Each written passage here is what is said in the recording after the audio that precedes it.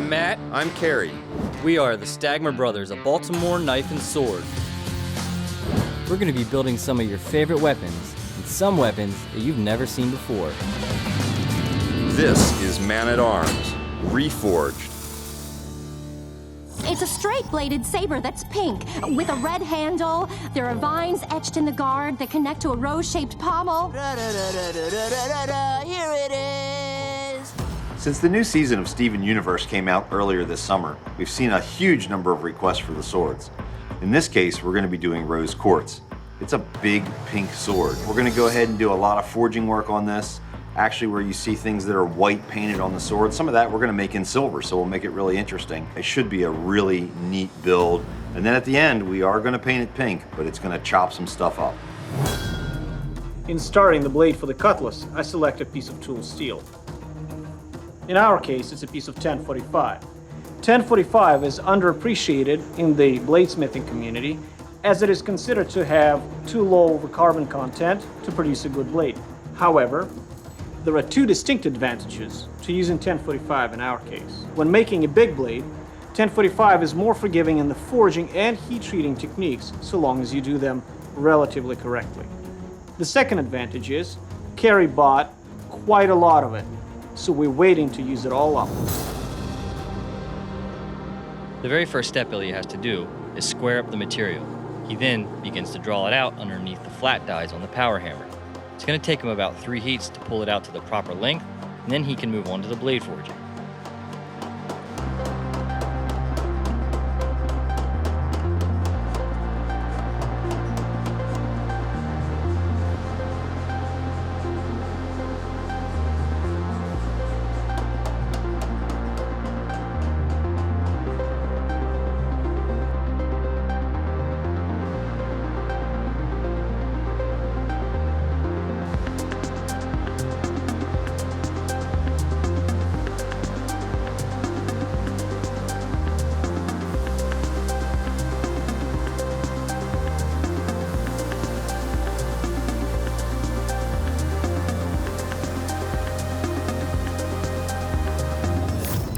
For the handguard portion of our giant cutlass, got to do things a little different this time. Not only have I drawn the base of the guard here to be cut on the plasma, I also have to draw the thorn detail that will be cut out on the milling machine. Now, that's a really organic shape to get all those spirals in there. I printed the basic form out, and I use a pencil just to hand draw it in. Then I'm going to take a picture of my drawing, actually feed that back into CAD, and begin tracing the thorns on CAD to then be able to give to Kerry to mill. Seems a little backwards, seems like I'm doing things twice, but that's the best way to get an organic feel, is to do it by hand. The next step is to hand just the base of the guard portion off to the guys down there. They're going to get that cut, and then Kerry will figure out all the milling and get the design laid in.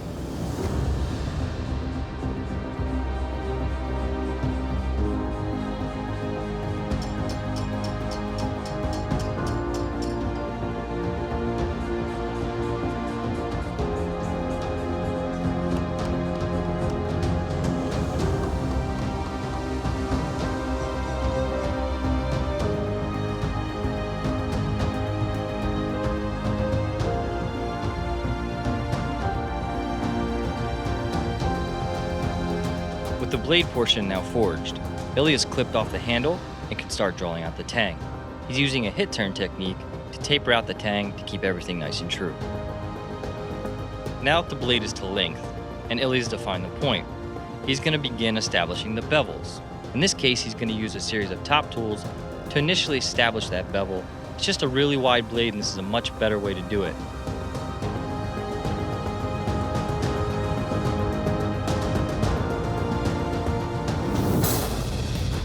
Now that Matt has this drawn out for me, both the perimeter of the piece and what we'll be engraving, I'm going to go ahead and take it on the CNC table. We're going to cut out the perimeter of this piece. It'll give us what we need to have in hand. We'll blend it, polish it, then it'll get engraved before we go and form it on the fly press. So as you can see here, I have the guard for the rose quartz sword. What I'm going to do now is I'm going to go through, clean up the perimeter, get all the burrs off, clean the face up, take it through 2 grits, clean it up so I can give it back to them so they can engrave the other side.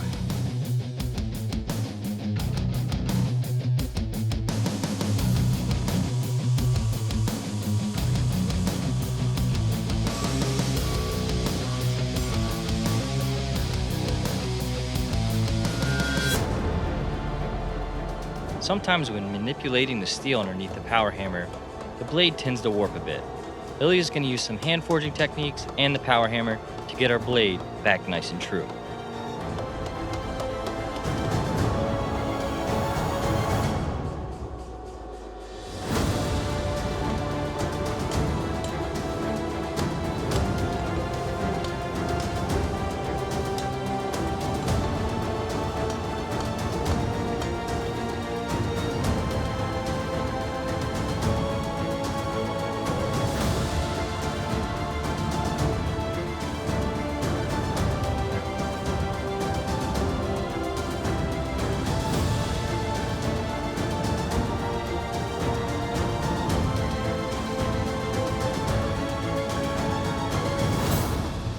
So the sword we're making today is basically just a cutlass with some extra details.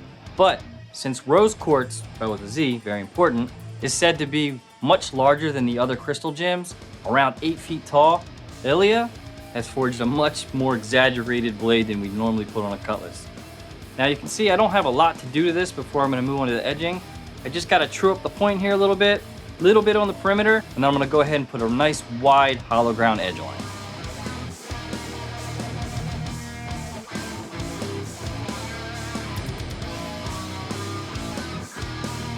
One of the really awesome opportunities of this show, it's always driven us and pushed our skills to the limit. When we first started doing man-at-arms, I hardly ever hollow ground any blades. Now, I'm hollow grinding about half of the ones we make on the show, and it's really defined my skill set. Normally on a cutlass, you'd see me do a plunge grind with that distinct start and stop. But on this one, I'm going to carry the edge all the way through the shoulder because later we have to fit a habaki to it. So I'm grinding this blade face up to make sure my edge thickness stays nice and true, taking my time, and then we'll be off to heat treat.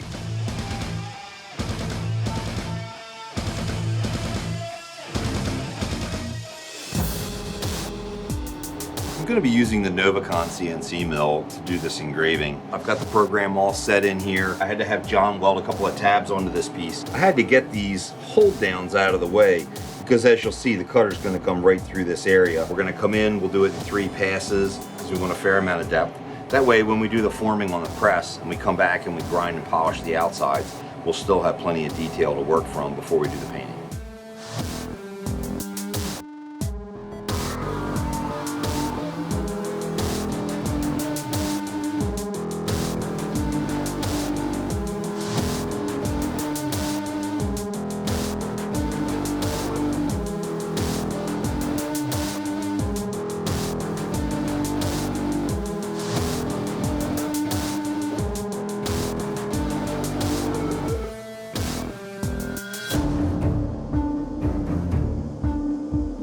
The next phase in bringing this sword to life is to heat treat the blade. Ilya's going to adjust the propane and the airflow back and forth until he gets a nice even heat on the entire length of the blade, then move to the oil for the quench. He hands it off to me for straightening, but it's pretty straight, so I'm just going to clamp it in the vise and let it cool slowly.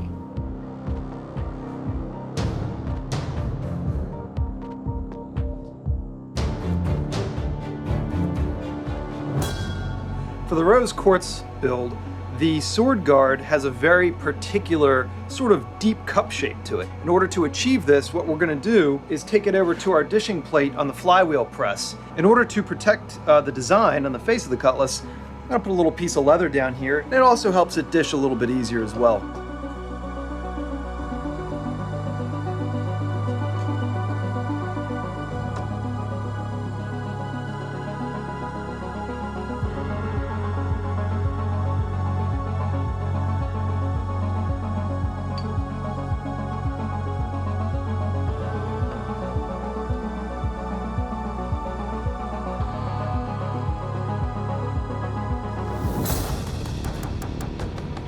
All right, now that our massive cutlass blade has been heat treated and tempered, it's now safe to grind on again. My first goal is to go ahead and grind all the flat surfaces completely down to bare metal, get it nice and clean again. Then I'll move on to the edges. I've already ground the edges about 95% of the way, so it'll naturally gain that sharpness to the edge just as I run it through the grits progressively.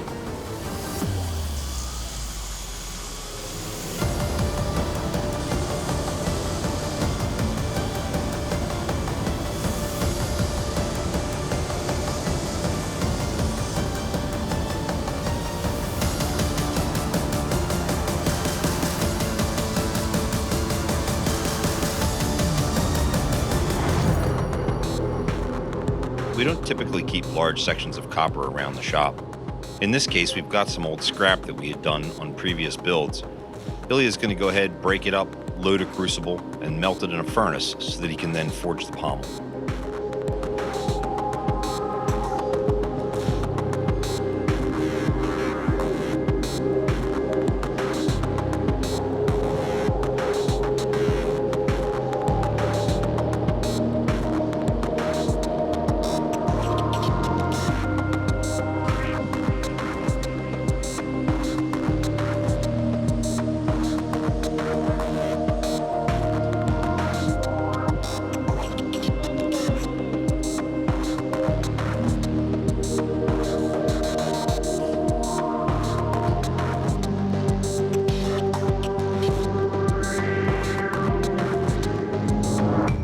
The handle for the ruby quartz sword, I'm just going to go ahead, cut this piece of wood off here, then I'm going to hand it over to John.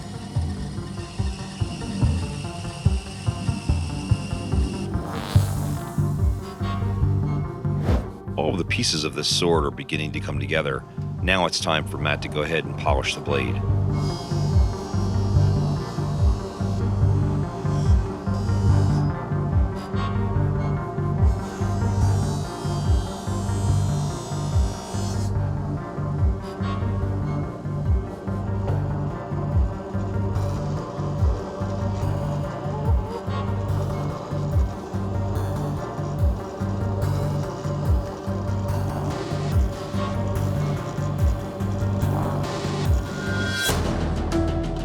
Ilya now begins to forge this pommel to shape. What he has to do to the copper is actually anneal it. He's bringing it up to temperature, then quenching it. That'll make it very soft, taking it to the hammer, where it both changes the form, but it also work hardens. He'll then repeat the process. To make the pommel for the cutlass, I needed a piece of copper. Now, I didn't have a piece of copper large enough, so I took a whole bunch of scrap, put it in a small crucible, and let it melt in the forge. After the copper was completely molten, I let it cool off first slowly in the forge and then in air. That produced a puck. I heat cycled it a couple times and started cold forging on it. But it developed a small crack, which, if I stop now, is not a big deal. All I have to do is drill a hole and tap it, which will be the final hole for attaching the pommel to the cutlass.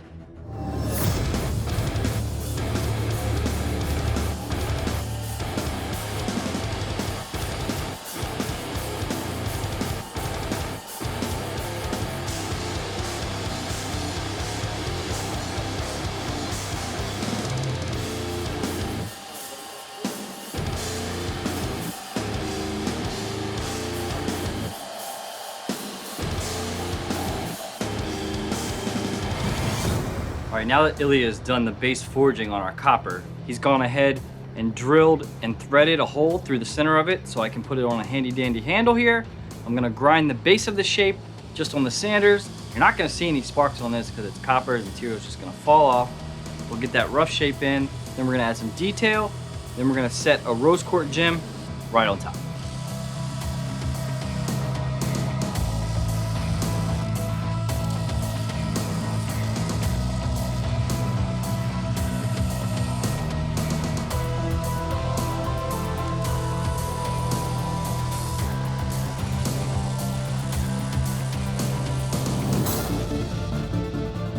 Copper for the habaki will both be forged to thickness and then shaped. As he's shaping this, he'll have to work around the blade. This is the part that will seat the blade onto the guard.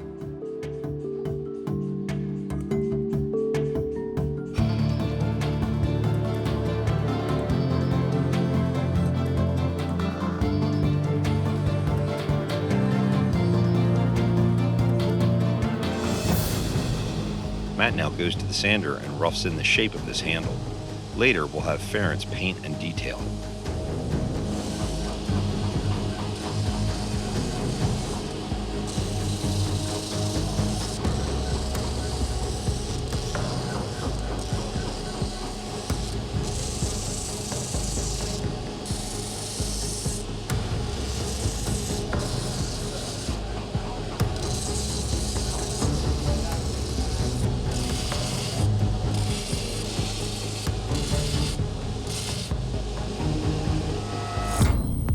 Ilya uses a series of small wires to hold this habaki together for soldering.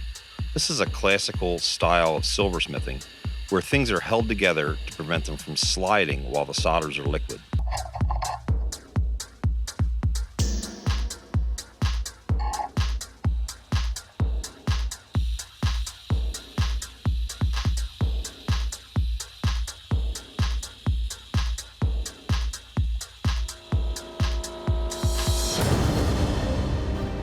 We've got the handle, and we're going to go ahead and do the engraving for the rose thorn pattern along the handle. We'll keep it consistent with the same pattern that we have on the guard. I'll take an inverted cone.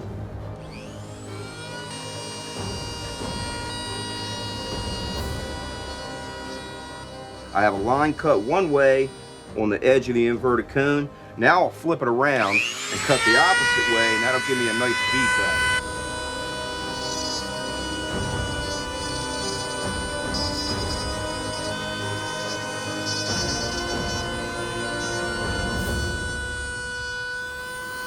We'll continue this process, wrapping the thorns around the handle, then we can go on to the stain and the paint.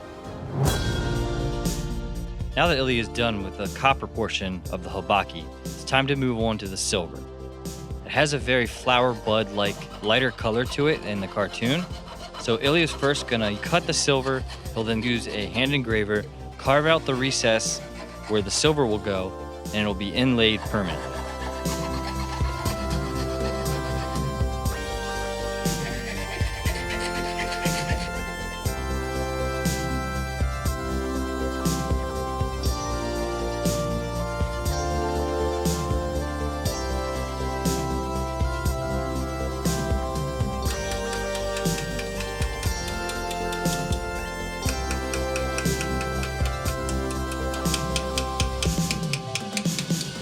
The trick to setting big wide pieces of silver is to create a suction cup effect. This is achieved by taking a piece of silver in your hand and smashing it a little bit with a hammer. As soon as I set it into the recess and start hitting it, the suction cup will expand sideways, locking into the borders.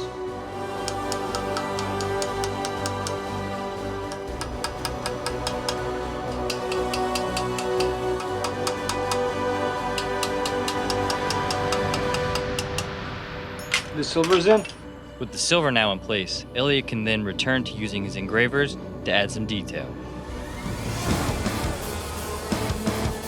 To add on the detail on the washer that lies underneath our rosebud, I'm going to move to the narrow wheel once again, grind in a nice spiral-like rope section to it.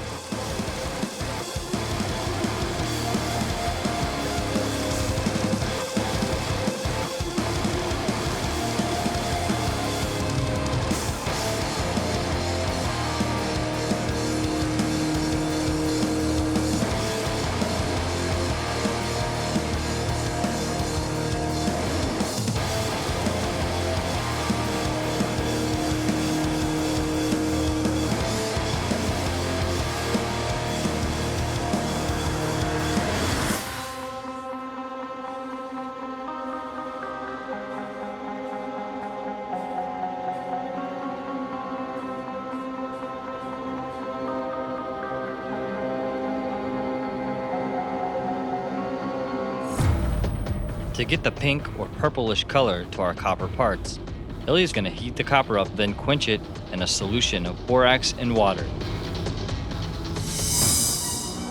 When we first looked at this sword, we thought it was pretty plain, just a cartoon sword. But once we got into making it, we realized it had a lot of detail. And we ended up showing you guys a lot of different ways to remove material. I think this piece turned out beautiful and deadly.